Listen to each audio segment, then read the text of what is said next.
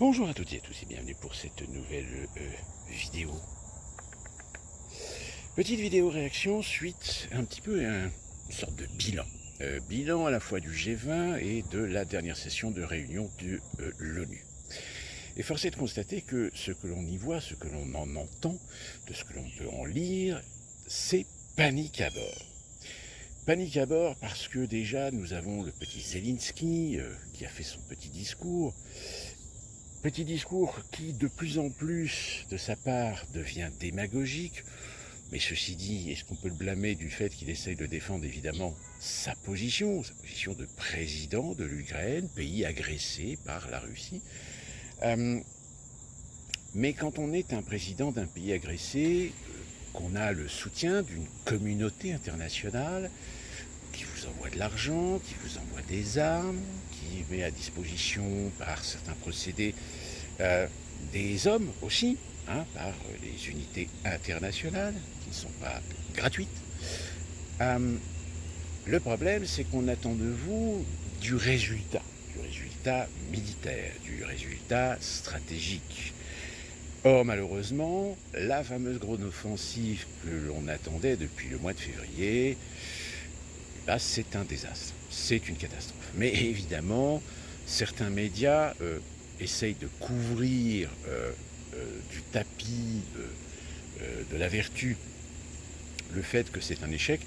On a quand même aux États-Unis, et là encore, je redis que l'élection présidentielle de l'année prochaine joue énormément d'influence sur la façon dont certains médias rendent compte de l'actualité.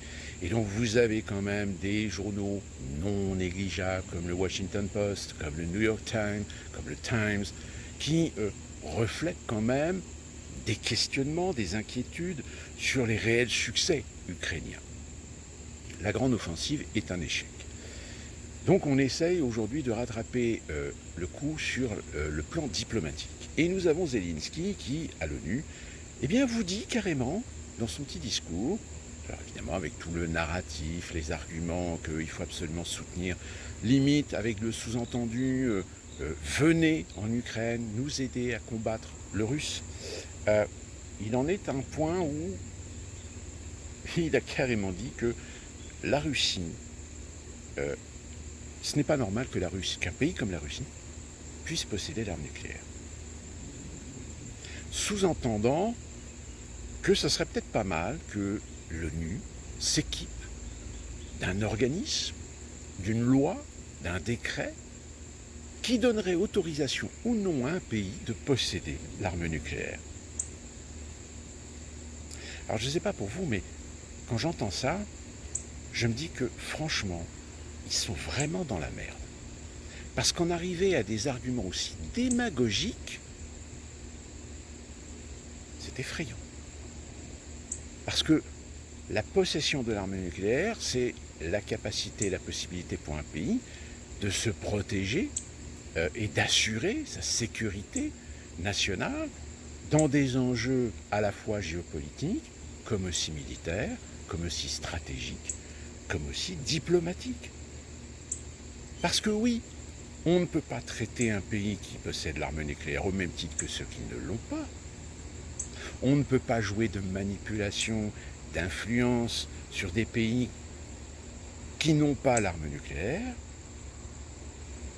comme on peut essayer de tenter de le faire de façon un peu plus prudente sur des pays qui l'ont.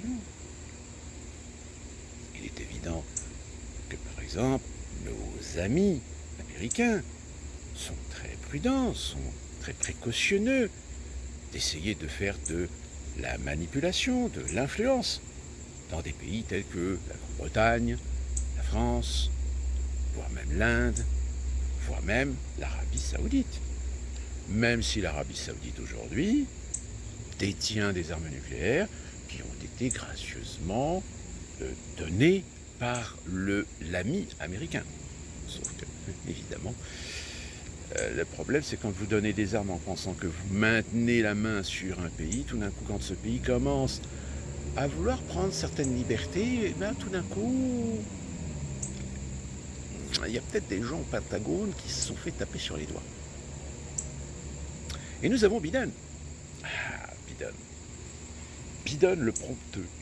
Je dis le prompteux parce que à chaque fois qu'il intervient, il a nécessairement besoin d'un prompt.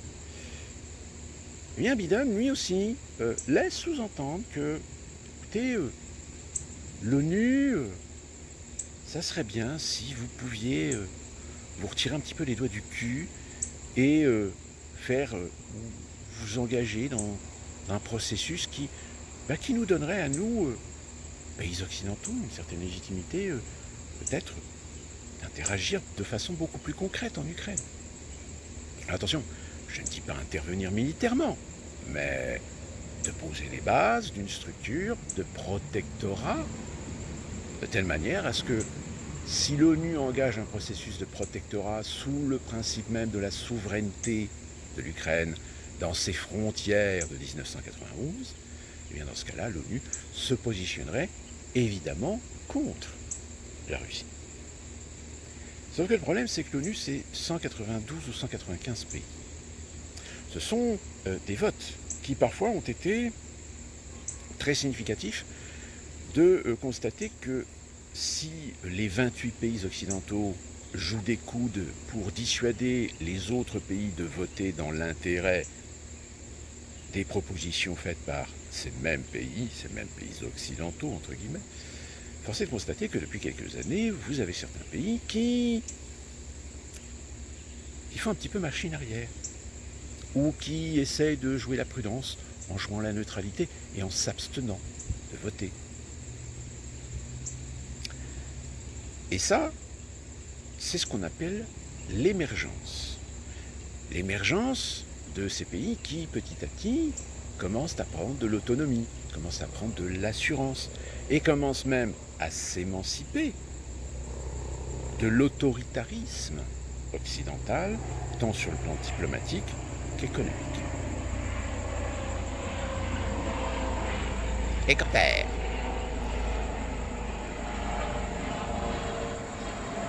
Je vous mettrai en lien un suivi, un live qui a été effectué avec différents articles sur ce qui a été plus ou moins dit, suggéré, proposé pendant cette session de l'ONU ainsi que durant le G20. Et vous y verrez, je vous invite à le lire, vous y verrez ce que je suis en train de vous expliquer, c'est-à-dire, là on sent qu'ils sont en panique, on sent que les choses leur échappent. Et même s'ils ne disent pas les choses ouvertement, on lit, on est capable de lire entre les lignes. Et ça, j'ai envie de dire, c'est dangereux.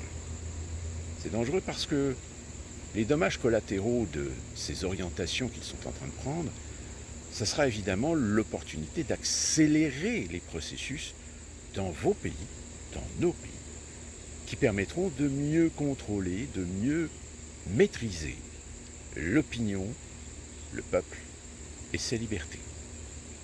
Et d'ailleurs, petite anecdote, vous avez une journaliste du site Disclose qui a été interpellée, qui a été interrogée, parce qu'elle avait investigué sur des liens entre l'État français et le gouvernement égyptien, et que le gouvernement égyptien aurait obtenu des aides plutôt d'information, pour interpeller, arrêter et tuer des opposants, des dissidents au régime actuel égyptien. Ou à moins que ce soit plus ancien. Mais bref. Et donc cette journaliste, évidemment, a soulevé une pierre qu'elle n'aurait dû jamais soulever. Et tout d'un coup, elle a vu débarquer la police chez elle, qui l'ont interpellée pour l'interroger, qui ont fait une perquisition chez elle, sous les ordres de la DGSE, des services de renseignement français. Donc vous voyez, Louis, les libertés se referment.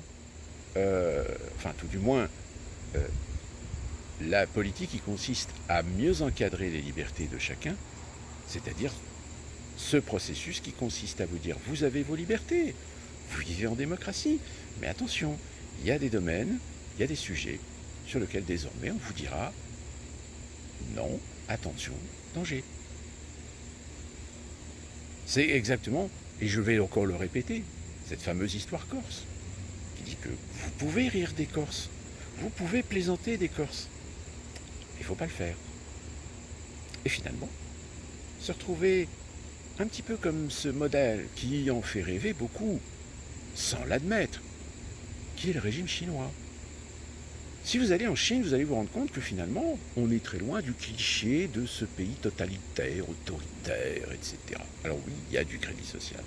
Oui, vous êtes surveillé dans les grandes villes, dans les grandes métropoles. Mais si vous vous portez, si vous vous comportez correctement, si vous êtes suffisamment discipliné, finalement, qu'est-ce que vous avez à vous reprocher? Et vous bénéficiez d'un grand nombre de libertés. Mais, oui, évidemment, ce ne sont pas des libertés absolues, ce ne sont pas des libertés d'opinion, des libertés de pensée, puisque vous n'avez pas le droit de remettre en question le régime, la politique. Vous n'avez pas le droit de remettre en question les notables, les hauts fonctionnaires. Sinon, en effet. Mais j'ai envie de dire, avec cette interpellation de cette journaliste, est-ce que finalement nous ne sommes pas en train de plonger petit à petit dans ce genre de régime? Un régime où, soi-disant, sous couvert d'une constitution, d'une république, des droits de l'homme, des libertés fondamentales, va petit à petit installer des réglementations, des lois, des codes, qui mettront